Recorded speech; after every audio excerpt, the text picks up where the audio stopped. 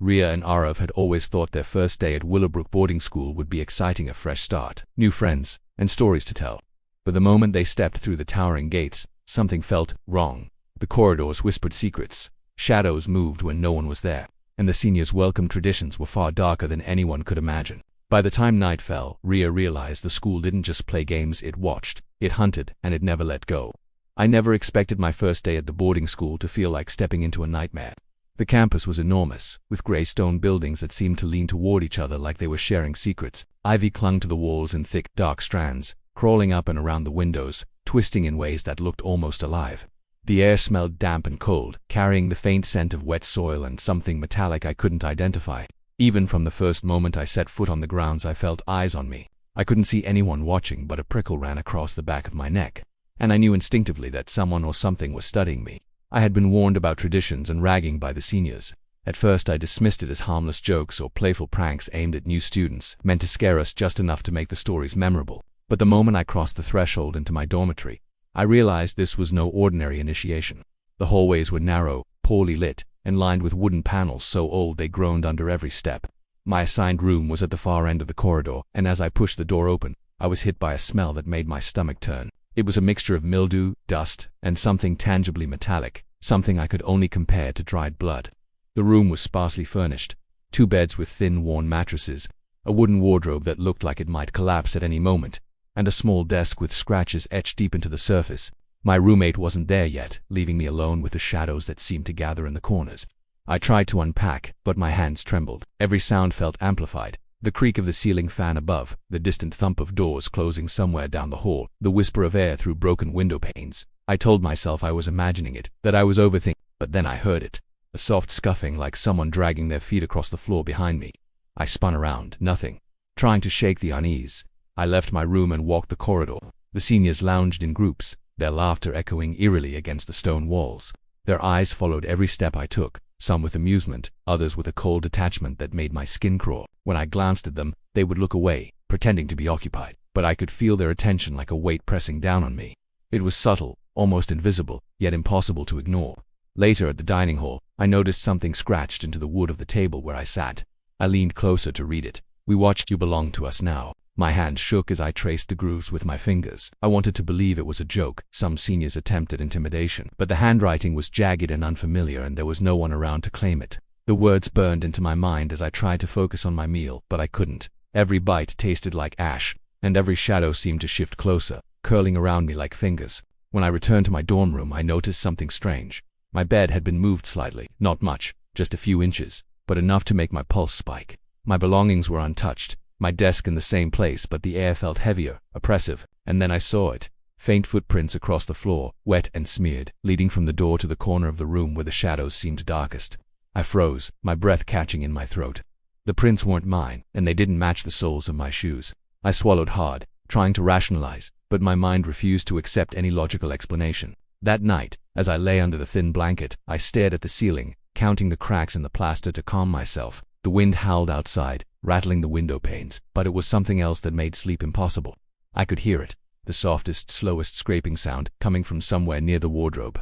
My heart hammered against my ribs. I told myself I was imagining it, that the stories I had heard about the school were just exaggerations, yet every nerve in my body screamed otherwise. And then it happened. A brush of cold air, like fingers trailing along my foot. I sat upright, my eyes scanning the dark corners of the room. Nothing moved, but the feeling remained, lingering and insistent, crawling up my leg with icy insistence. I wanted to run, to scream, to do anything, but I couldn't.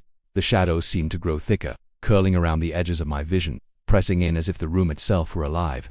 My first night in the hostel stretched on endlessly, every second a torment, every sound amplified, every shadow a threat. And just before the first faint light of dawn crept through the window, I realized, with a sinking, cold certainty, that I was not alone and I never would be. Morning brought no relief. The sunlight filtering through the tall windows did little to chase away the shadows that clung to the school. Even in the brightness, the hallways seemed narrower, as if the walls themselves were pressing in on me. I felt watched constantly. Every step I took echoed, but not in the ordinary way. The sounds seemed to follow me, looping and twisting in the empty corridors, making me second-guess which direction I had come from. The seniors' laughter from last night still echoed in my mind, sharp and sudden, then vanishing like a fleeting shadow. I wondered if it had been real, or if my fear had conjured it. Breakfast was a tense affair. The hall was crowded, but I felt invisible, as if a spotlight of dread hovered only above me. I noticed glances, subtle but calculating. Even students I didn't know seemed aware of me, their eyes flicking briefly and then looking away, like I was being measured. Something about the air made it hard to breathe. The toast and eggs I picked at tasted bland, and every movement was accompanied by a faint, almost imperceptible scratching noise coming from the walls. I tried to ignore it, but my ears had trained themselves to detect the faintest hint of danger, and the scratching was persistent, deliberate, and strangely rhythmic. Classes offered no escape. The seniors' presence was subtle but oppressive, lingering at the edges of every room, leaning on desks, watching, always watching. I caught glimpses of shadows that didn't belong to anyone, stretching across the classroom walls, sometimes falling across my notes. The teachers seemed oblivious, their voices monotone, but I was hyper-aware of every shift in the air, every creak of the floorboards. It was exhausting.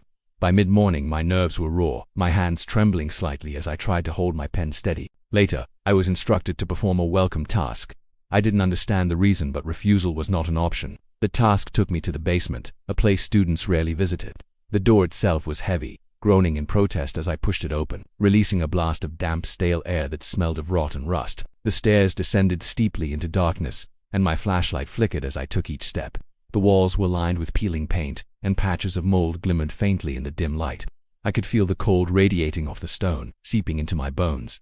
At the bottom, the basement seemed endless. I ran my hand along the wall for guidance, and my fingers brushed something sticky. Pulling back in shock, I realized it was a handprint, elongated, malformed, and dark, like dried ink or coagulated blood. I wanted to scream, but my voice refused to obey.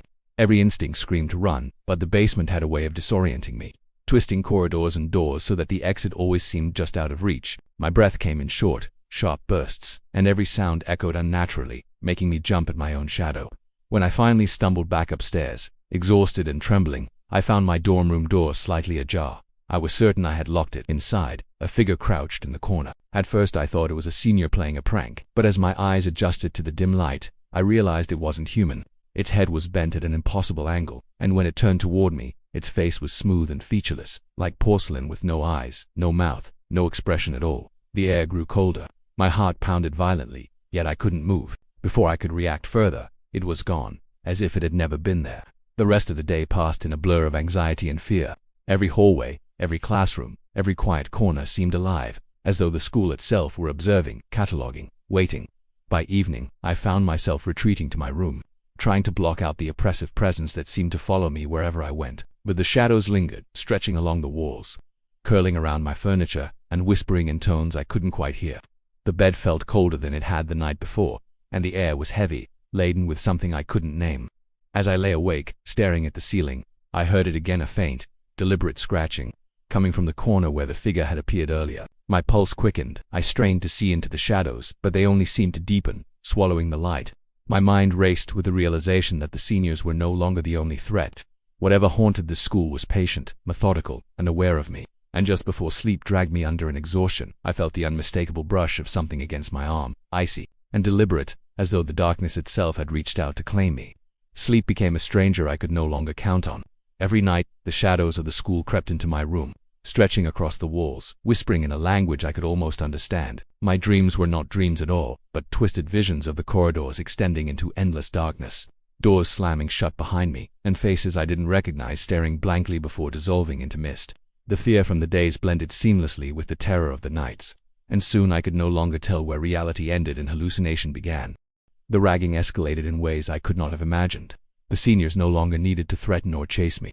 The school itself seemed to carry out their work. My belongings disappeared and reappeared in strange places, books stacked in impossible angles, my clothes scattered in the hallways. Sometimes, when I passed a classroom, I saw faint shadows moving inside even when the room was empty, and mirrors reflected figures that weren't there.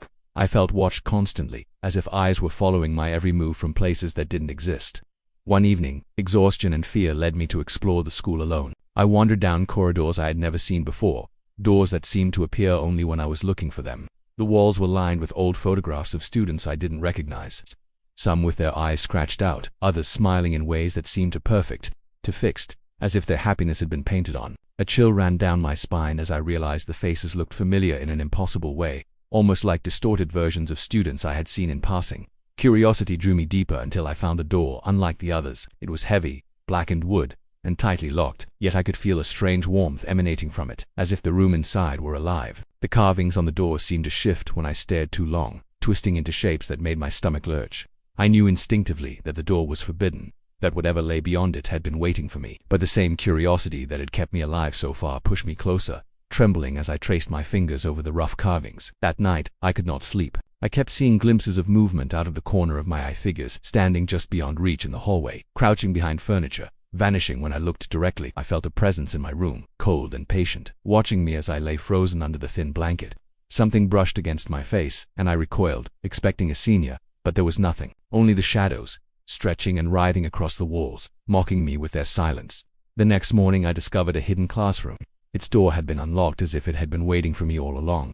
Inside, the walls were covered with names, dates, and strange symbols carved in desperate, frantic handwriting. Some names were decades old, others recent. The air smelled of dust and decay, and the floor was scattered with papers, books, and small objects that I could not identify.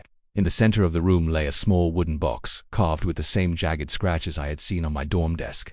I did not touch it, though I felt drawn to it, as if it were calling me, promising answers I didn't want to know. The week became a blur of fear and exhaustion. I avoided people as much as possible, moving silently, hoping to be invisible. But the school was relentless. Objects moved without cause, books fell, chairs scraped across the floor, doors banged open in the dead of night. I felt trapped in a cage with no walls, no way to escape. The figure I had seen in my dorm returned, fleeting glimpses at first, just beyond the edge of my vision. Its head bent at impossible angles, its smooth, featureless face appearing and disappearing, always watching, always waiting. One night I could take it no longer. I returned to the hidden classroom, compelled by a force I could not resist. The box sat in the middle of the floor, polished and gleaming despite the dust surrounding it. Trembling, I approached. The carvings seemed to crawl across the wood, shifting like living things. My hand hovered over the lid, and I heard its soft, frantic scratching from inside, as though something trapped was desperate to escape. I wanted to run, to scream, but I couldn't. I had the sinking, unbearable feeling that the box had been waiting for me, that opening it would change everything, that the school itself had led me here. I walked back to my dorm that night, every corridor twisting unnaturally, every shadow seeming thicker than before. My bed felt colder, my blanket heavier, as if it were trying to pin me down, and then I heard it whisper, so faint I almost thought I imagined it. Finally, "You belong." I froze, paralyzed with fear, staring into the darkness. I realized then that this was no ordinary ragging, no simple game. The school had a hunger, a purpose, and I had been marked from the very first night. Something inside was waiting, patient, unstoppable, and it would not let me go. By the fourth week, exhaustion had become a constant companion, and fear had settled into my bones like ice. I moved through the corridors silently, avoiding eye contact with everyone, pretending to be invisible. But invisibility offered no protection. The hallway seemed to shift when I wasn't looking. Corners bending impossibly, staircases leading to places I hadn't been before. The shadows were no longer timid. They followed me, stretching along the walls, curling around furniture, waiting for me to falter. I felt the school itself breathing around me, alive, aware, and increasingly hostile. The ragging had transformed. The seniors no longer needed to chase me or isolate me. The school did it for them. My belongings disappeared and reappeared in strange places. Notes written in languages I didn't understand appeared on my desk, and mirrors reflected not my own face but fleeting glimpses of the faceless figure I had seen in my room. Sometimes, when I walked past a classroom, the shadows inside would stir, growing darker, reaching for the glass, even though the room was empty. The air itself felt thick, heavy with a malevolence I could not name. One night, drawn by a mixture of terror and curiosity, I returned to the hidden classroom. The box was gone. I expected it to remain, patiently waiting in its usual place, but the floor was bare. A chill ran down my spine as I realized that it had moved. I found it in the center of the main hall, polished and gleaming despite the dust covering the stone floors. The carvings on the wood seemed to writhe as I approached, twisting and shifting in ways my mind refused to comprehend. My hand shook as I reached toward the lid. The air thickened around me, growing colder, heavier, almost suffocating. Then, from somewhere above, a single piece of paper drifted down, landing at my feet. I picked it up, hands trembling. Written in shaky, hurried letters were words I couldn't ignore. "Don't open, or you'll never leave." My heart pounded violently, yet an irresistible force seemed to push me forward. I couldn't turn away. I had to see what was inside. I couldn't explain why, but I knew the box had been waiting for me, guiding me, manipulating me into discovering the truth.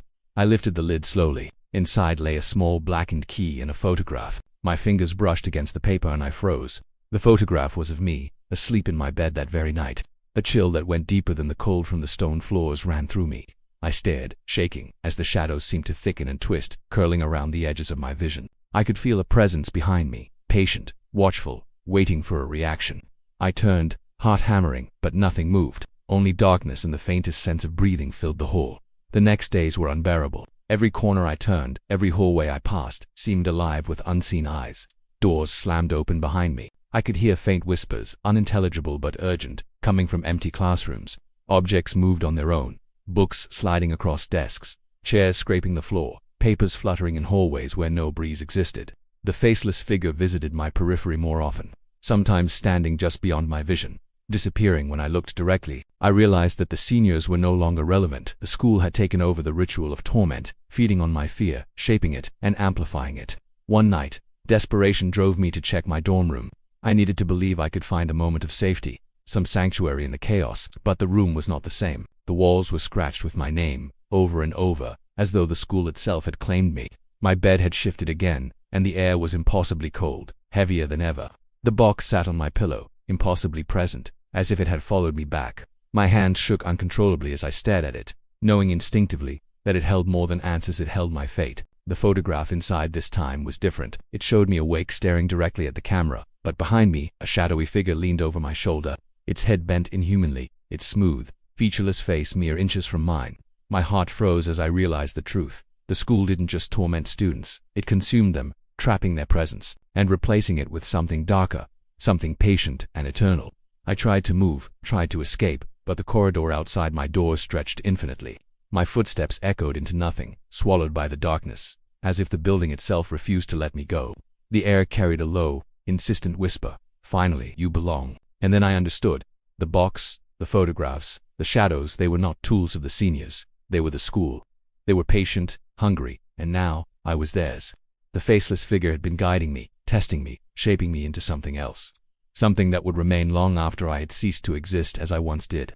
Every instinct screamed to run, but there was nowhere to go. The walls, the shadows, the floors, they were all alive.